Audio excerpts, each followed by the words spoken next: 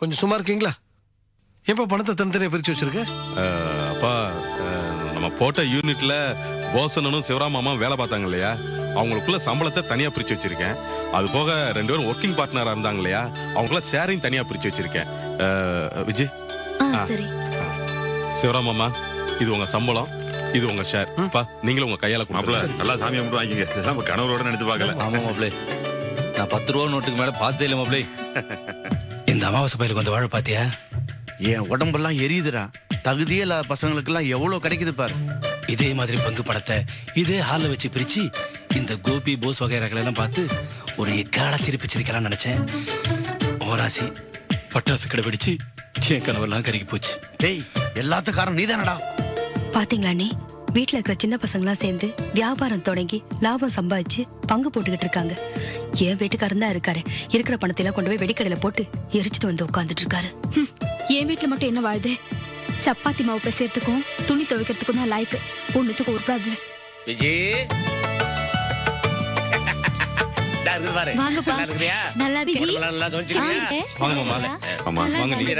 நீ எப்படி இருக்க?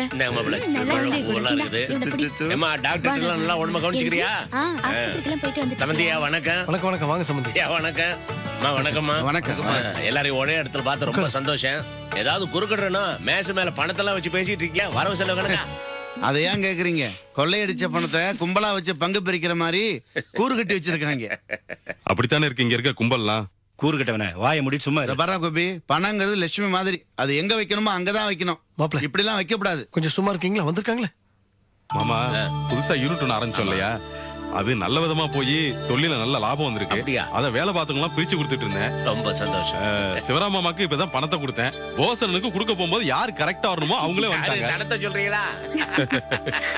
போசன் சம்பளமும் ஷேர் இதுல இருக்கு. இந்தாங்க. இல்ல மாமாட்ட கொடுங்க. மாமா நீங்களே கொடுத்துருங்க. நானா? சரி, இந்தாடா புடி. உன்னோட கல்யாண நாள்ல பட்ட சந்தோஷத்தோட இன்னைக்கு தாண்டா அதிக சந்தோஷப்படுறேன். எல்லாம் மாப்பிள்ளைக்கு நன்றி சொல்லணும். ஆமா, என்னன்னு பணத்தை வாங்கி நீங்களே வச்சிட்டு இருக்கீங்க? அப்படியே யார்ட்ட கொடுக்கணும் கொடுத்துருங்க. என்ன கோபி, கேட்டனத வாய் கேட்டு விட மாட்டேங்கிற. முறைப்படி மாமாட்ட இருந்து வாங்குனீங்க, முறைப்படி அவங்கள்ட்ட தான் கொடுக்கணும். நீங்க உங்க மேல வச்சிருக்க நம்பிக்கை விட நீங்க முன்னேறி நல்லா வரீங்கன்னு உங்களோட அதிக நம்பிக்கை வச்சுக்கிறது அண்ணிதான், அவங்க தான் கொடுக்கணும். பயப்படாதடா, பயப்படாத. வீட்டுல பொம்பளைங்க தான் பணத்தை நல்லா கட்டி காப்பாங்க. அவன் அப்பப்ப செலவு கேட்டா கொடுத்துருமா? சரி சம்பந்தி, நிறைய சோழிகள் வச்சிருக்கிறேன், நான் உத்தரவு வாங்கிக்கிறேன். என்ன மாமா வந்தோடனே போகணுங்கிறீங்க? இல்லைங்க, லீலா வீட்டுக்கு போனேன், அப்புறம் கடை நீங்களாம் போயிட்டு நான் வரட்டுங்களா? அப்ப போயிட்டு திருப்பி வருவீங்க? அவசியம் அவசியம். வரட்டுங்களா? சரிங்க, போலாம்.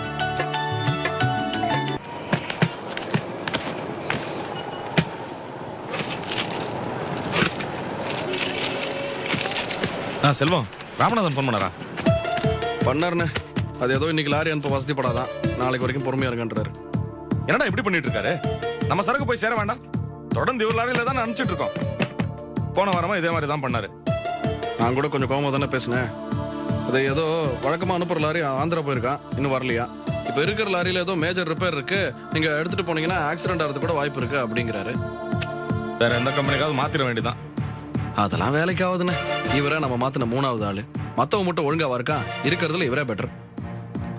இந்த தொல்லை எல்லாம் வேண்டாம் தான் வீடு பைக்கன்லாம் ஆசைப்படாம இருக்கிற காசெல்லாம் சேர்த்து வச்சு லாரி வாங்கினேன். நம்ம கெட்ட நேரம் அதை விற்க வேண்டியதா போச்சு. இந்நேரம் நம்ம வண்டி இருந்துச்சுன்னா இந்த மாதிரி எல்லாம் லோல் பட வேண்டியது இல்லைல்ல. என்ன பண்ண முடியும்? அதே நினைச்சு நொந்து நொந்து பிரயோஜனம் இல்லையே. இப்ப மட்டும் என்ன நினைச்சா லாரி வாங்க முடியாதா? என்ன கையில கொஞ்சம் காசு தேவை, அவ்வளவுதானே. பொறுமையா தான் இருக்கணும்.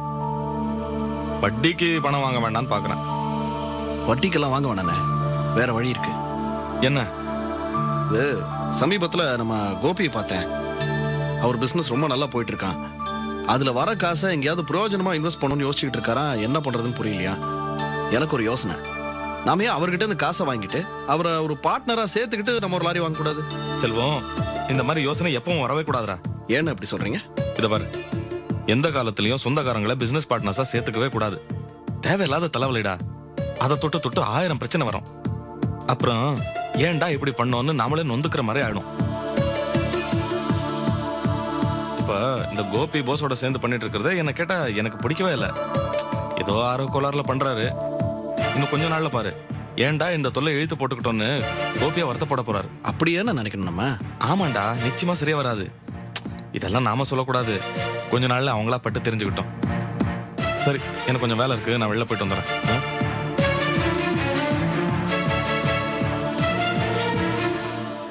வீடு எப்படி இருக்கு மாமா? வீடு நல்லா இருக்கு. உட்காருங்க. இருக்கு. வீடு நல்லா அழகா இருக்கு. ஆமா, பால் காய்ச்சின சுருக்குல இவ்வளவு பொருள் எப்படி கொண்டாந்து சேர்த்துட்டீங்க? அது நம்ம ரவியோட ஃப்ரெண்டுங்க வந்திருந்தானுங்க, எல்லாம் ஆளுக்கு ஒரு சாமான் எடுத்து வச்சானுங்க, செட்டப் பண்ணிட்டோம். அப்படியா? வீடு நல்லா அழகா அமைப்பா இருக்குது. ஏலிலா, இங்க தண்ணி வசதி எல்லாம் எப்படி? மத்த ஏரியாக்கு இங்க பரவாயில்லக்கா. கொடுங்க சம்பந்தி. நம்ம அழகர் குளம் தண்ணி மாதிரி இருக்குமா? சேச்சே, சென்னையில எந்த மூலைக்கு போனாலும் அழகர் குளம் வீடு மாதிரி காத்தும் தண்ணியும் கிடைக்காதுக்கா. கல்யாணம் ஆகி எம்பிட்டு நாள் ஆச்சு, இன்னும் பிறந்த ஊர் பெருமையை பேசிட்டு இருக்கிறா. என்னப்பா அப்படி பேசிட்டேன்? உண்மையை தானே சொன்னேன்.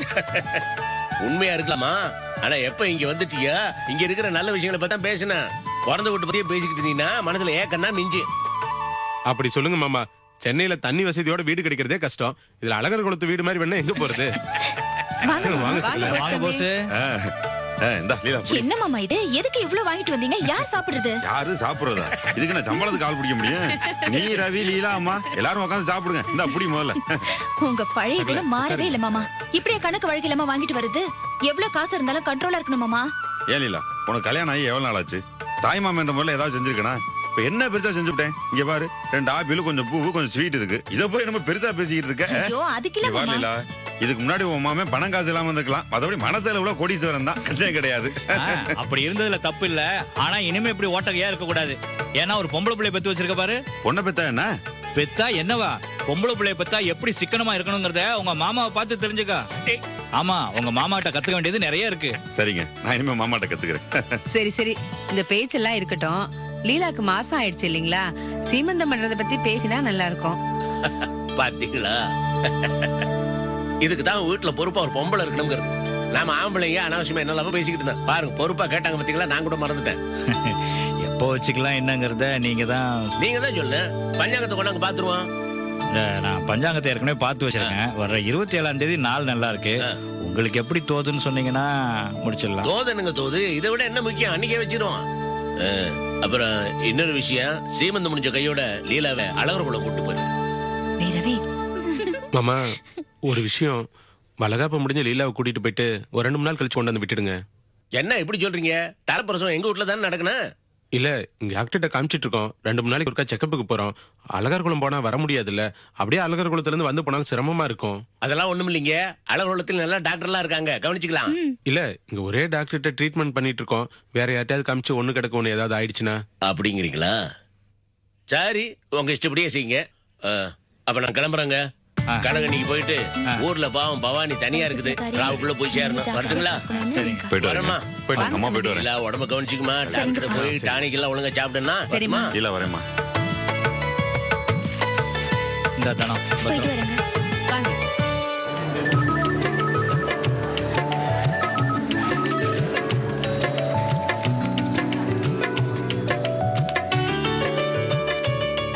என்னடா போஸ், இமுட்டு பெரிய கடைக்குள்ள கூட்டியாங்க. நீங்க வாங்க. என்ன மாமா? என்னதுனோ? என்ன வாங்க போறீங்க? அதான் இவ்வளவு தூரம் வந்துட்டியல்ல, பேசாம வா. என்ன வேணும் சார்? அண்ணே, அந்த தாலிச்சரடு எடுத்து காமிங்க. தாலி சரடா? யாருக்கு மாமா? நான் வேற யாருக்கு வாங்க போறேன்? எல்லாம் என் பொண்டாட்டிக்கு தான். பாரு பாரு. தனோ, பாரு, இதுல பார்த்து எடுத்துக்கோ. தனோ, இதுல எது பிடிச்சிருக்கு சொல்லு. என்னதானே பாத்துட்டு இருக்க? இதுல எது பிடிச்சிருக்கா எடு. நீங்களே எடுத்து கொடுங்க மாமா. தனோ, உன்னை முதல்ல நகைக்கடை கூட்டு வந்திருக்கேன். உனக்கு எது பிடிச்சிருக்கோ அதைத்தான் எடுக்கணும். அதுதான் முக்கியம். எடு.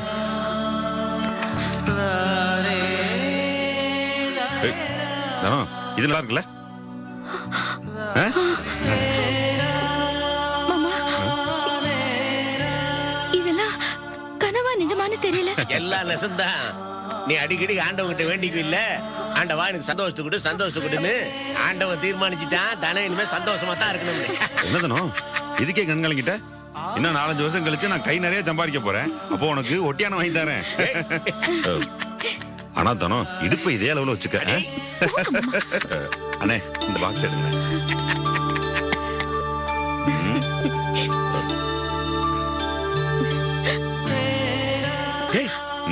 என்னடா இது?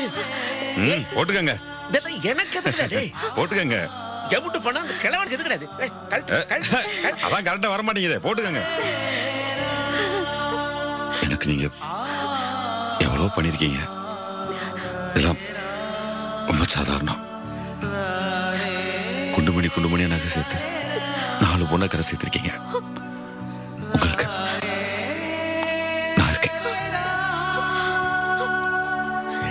சொன்ன கேளுடே.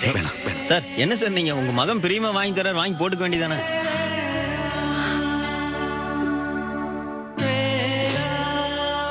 மாமா, இது வெறும் மோதிரம் இல்ல, உங்க மாப்பிள்ளையோட மனசு.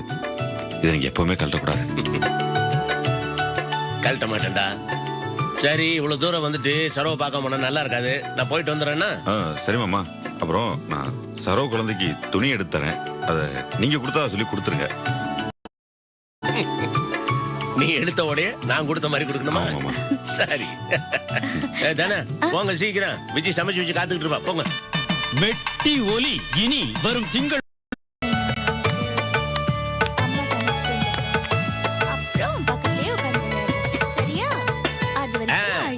சரோ, எப்படி இருக்கிற? வாங்கப்பா, எப்படி இருக்கீங்க? நான் நல்லா இருக்கிறேன். எப்படி இருக்குப்பா தாத்தா? வாங்கப்பா, உள்ள வாங்க.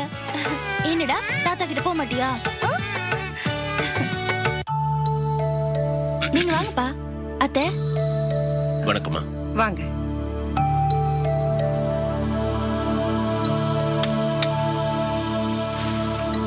நல்லா இருக்கீங்களா?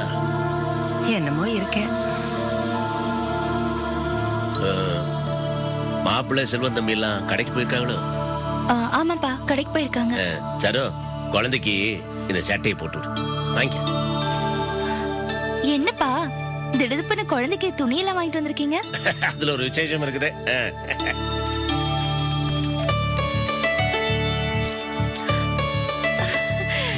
என்னப்பா கையில மோதிரம்? ஆச்சரியமா இருக்கு, என்னால நம்பவே முடியல. இது வா, யாரு போட்டாங்கன்னு தெரிஞ்சா இன்னும் ஆச்சரியப்படுவேன். யாருப்பா போட்டாங்க? போஸ்மா. அவன் சம்பாரிச்ச பணத்துல இருந்து ஆசையா எனக்கு போட்டான். அப்படியா? அடேங்கப்பா. பரவாயில்லையே சம்பந்தி, எதுக்கு ஆகாத மருமகனே மோதிரம் வாங்கி போட்டாச்சு. நல்ல யோகக்காரர் தான்.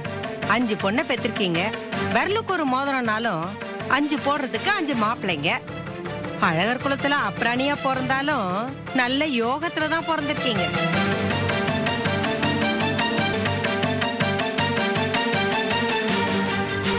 என்ன சம்பந்தி அப்படி பாக்குறீங்க? நான் ஒண்ணு கூடுதலா சொல்லலையே. உங்களுக்கு வந்து சேர்ந்திருக்கிற ஒவ்வொரு சம்பந்தமும் அவ்வளவு நல்ல சம்பந்தம். ஏன் தலையெழுத்த பாருங்க. ஏதாவது ஒண்ணு சொல்லிக்கிற மாதிரி இருக்க, வந்தது எல்லாமே என்ன நோகடிச்சதுதான் மிச்சம். இதுக்கெல்லாம் கொடுத்து வச்சிருக்கணும். சம்பந்தியம்மா, ஏன் இப்படி வருத்தப்படுறீங்க? உங்களுக்கு வந்த சம்பந்தம் எப்படி வேணா இருந்துட்டு போட்டோமா. உங்க குழந்தைகளை பத்தி பேசுங்க. மாணிக்கு மாதிரி பிரியமான ஒரு பையன், செல்வம் மாதிரி அருமையான ஒரு பொறுப்புள்ள புள்ள. இதுக்கெல்லாம் ஈடு என்ன உண்டுங்களா?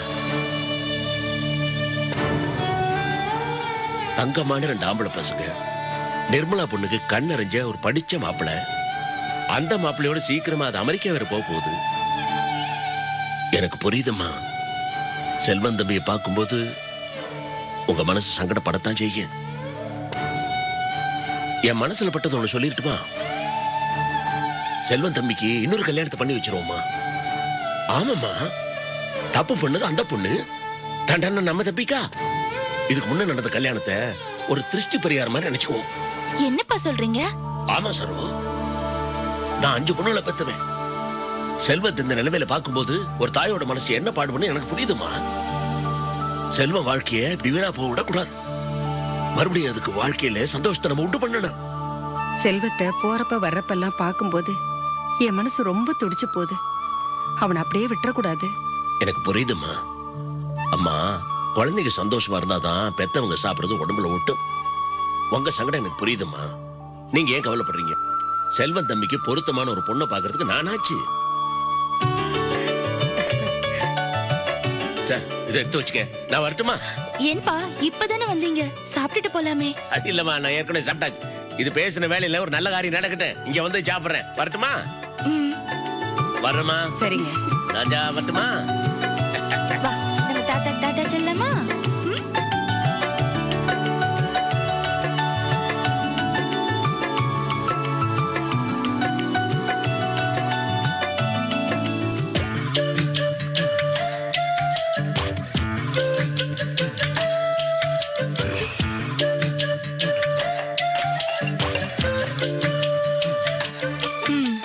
என்ன பண்ணிட்டு இருக்கீங்க?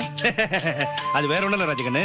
எப்பவுமே பாத்திரங்களை வாஷிங் பவுடர் போட்டு துலக்கினா மட்டும் போதாது, தொடச்சு வைக்கணும். ஏன்னா உப்பு தண்ணி பாரு துரு பிடிச்சிரும். நான் எப்ப எது பண்ணாலும் முழுசா தெளிவா பண்ணுவேன்னு தெரியல உனக்கு. ஏன் தெரியாம? அதான் பட்டாசு கடையில ஒரு பட்டாசு கூட மிச்சம் இல்லையே, அது ஒண்ணு பத்தாது. எதுக்கு இப்ப தவறான விஷயங்களே உதாரணமா எடுத்துக்கிற?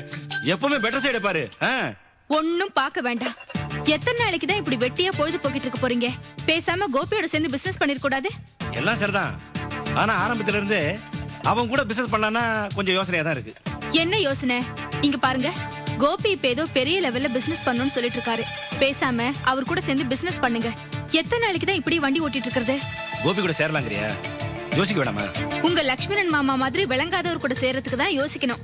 கோபி கூட சேர்றதுக்கு யோசிக்கவே வேண்டாம். ஏன்னா அவர் கூட சேர்ந்தாதான் நீங்க உருப்பிடுவீங்க.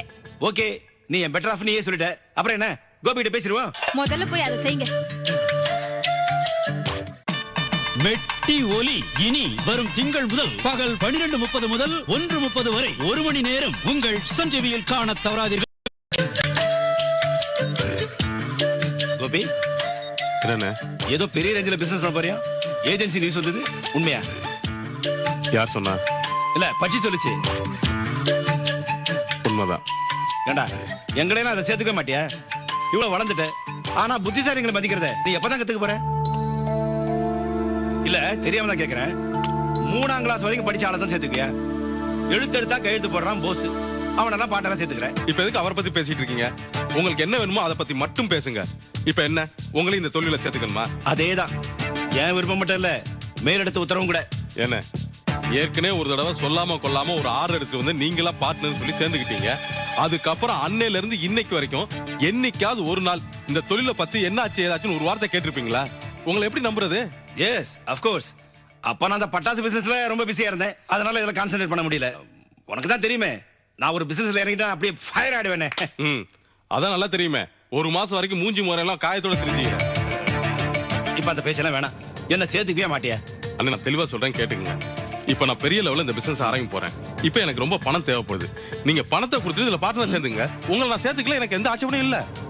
பணம் வேற போடணுமா? பச்சி இதை பத்தி என்கிட்ட ஒரு வார்த்தை கூட சொல்லவே இல்ல. இல்லை. பேசுறீங்க நீங்க பார்ட்னர்ஷிப்ல அப்புறம் பணம் போட வேணாமா? பெரிய பிசினஸ் மேக்னட்டா பார்ட்னர்ஷிப் அதுன்னு விவரம் எல்லாம் பேசிக்கிட்டு. கோபி, நான் தான் இவரை உங்ககிட்ட பேச சொன்னேன். ஓ, நீங்க தான் அந்த பட்சியா? என்னது பட்சியா? ஆமாமா, அண்ணே உங்களுக்கு பச்சின்னு செல்லமா ஒரு பேர் ஒண்ணு வச்சிருக்காரு. அது வேற ஒண்ணு இல்ல ராஜகண்ணு, நீ என்னோட இதய கிளி இல்லையா, அதனால உன்னை செல்லமா பச்சின்னு சொன்ன, அவ்வளவுதான். அண்ணே, பட்சினா பறவைகள்னு அர்த்தம். அதுல ஆந்தையும் உண்டு, கழுகும் உண்டு. என்ன நீ லட்சுமண மாதிரி பேசிட்டு விடுங்க அண்ணி. நிலைமை என்னன்னா, எனக்கு இப்ப பணம் தேவைப்படுது. அண்ணன் பணம் கொடுத்தாருன்னா இந்த தொழில பார்ட்னரா சேர்த்துக்குவேன். இதுல எனக்கு எந்த ஆட்சேபனையும் இல்ல. எவ்வளவு தேவைப்படும்?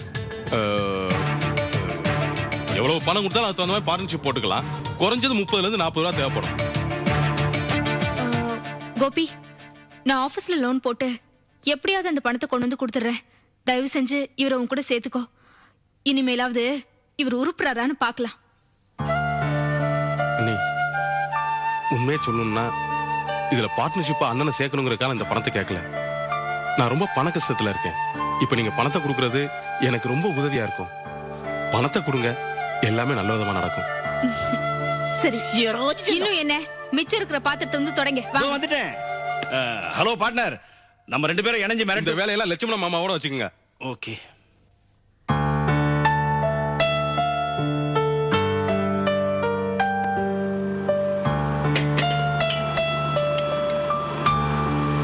என்ன விஜய், சமைச்சிட்டு இருக்கியா? என்னங்க, என்ன பஞ்சாயத்து? நம்ம புதுசா யூனிட் ஒன்று ஆரம்பிக்கிறோம் இல்லையா, அதுல அண்ணனும் பார்ட்னரா சேர்ந்துக்கணுமா. அண்ணியோட ரெக்கமெண்டேஷன், பணத்தை கொடுங்க பார்ட்னரா சேர்ந்துக்கன்னு சொல்லிட்டேன். அண்ணியும் பணத்தை ரெடி பண்ணேன்னு சொல்லிட்டாங்க. நீ என்ன நினைக்கிற? என்னங்க நீங்க எது செஞ்சாலும் கரெக்டா தான் இருக்கும். இப்படி வா. என்னங்க, என்ன பாக்குறீங்க? நம்ம குழந்தையோட வளர்ச்சிய ஒவ்வொரு நாளும் கவனிச்சுட்டு வரேன். குழந்தைன்னு சொல்றீங்களே, இது என்ன குழந்தைன்னு சொல்லுங்க. யாருக்கு தெரியும்? சரி, உங்களுக்கு என்ன குழந்தை வேணும்? என்ன விஜய், ஏதோ ஹோட்டல்ல சப்பாத்தி வேணுமா பூரி வேணுமான்னு கேக்குற மாதிரி உங்களுக்கு என்ன வேணும்னு கேக்குற. எனக்கு என்ன குழந்தை வேணும்னு கேட்டா கரெக்டா பெத்து கொடுத்துருவியா? உங்களுக்கு என்ன குழந்தை வேணும்னு சொல்லுங்க. குழந்தையில என்ன வச்சு இந்த குழந்தை அந்த குழந்தைன்னு? எந்த குழந்தையா இருந்தா நம்ம குழந்தை தானே. ஆமா, உனக்கு எந்த குழந்தை பிடிக்கும்? எனக்கு எனக்கு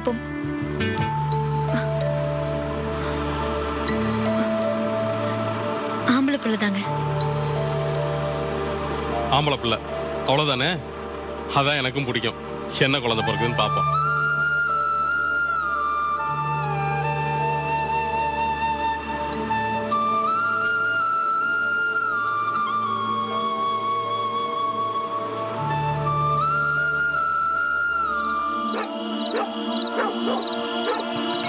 என்ன மாமா இவ ஏன் வெளியில உட்கார்ந்துட்டு இருக்கா? தெரியலையே. என்ன நீ ஒண்ணுமே பேசாம இருக்க? அதான் மாமா சொன்ன மாதிரி நம்ம வீட்ல உனக்கு என்ன பயம்? வீட்டுக்குள்ள தனியா இருந்தா பழைய ஞாபகம் வந்து பயமுறுத்துதுக்கா. பழைய ஞாபகமா? அது என்ன? அது அந்த இளங்கோ வீட்டுக்குள்ள நுழைஞ்சது, அப்புறம் கத்தியால குத்து வாங்கினது எல்லாம் ஞாபகம் வந்துச்சுக்கா. ரொம்ப பயமா இருந்தது. அதான் இல்ல லைட்டையும் போட்டுட்டு வெளில வந்து உட்கார்ந்துட்டேன். என்ன பவானி நீ? எதுக்குமே பயப்படாத உன் போஸ் மாமே. உன் வாய்க்கும் கிண்டலுக்கும் பயப்படுறேன். நீ என்னமோ எதையோ பார்த்து பயந்து கதையெல்லாம் விட்டுட்டு இருக்க. போங்க மாமா. நீ எப்பேற்பட்ட ஆளு? உன் பேரை சொன்னா அந்த ராஜம்மாவே பயப்படும் போல இருக்கு. நீ என்னமோ சின்ன விஷயத்துக்கு பயந்துகிட்டு இருக்க. ஐயோ அறுக்காதீங்க மாமா. சரி பவானி, நீ உள்ள போய் படிப்போம்.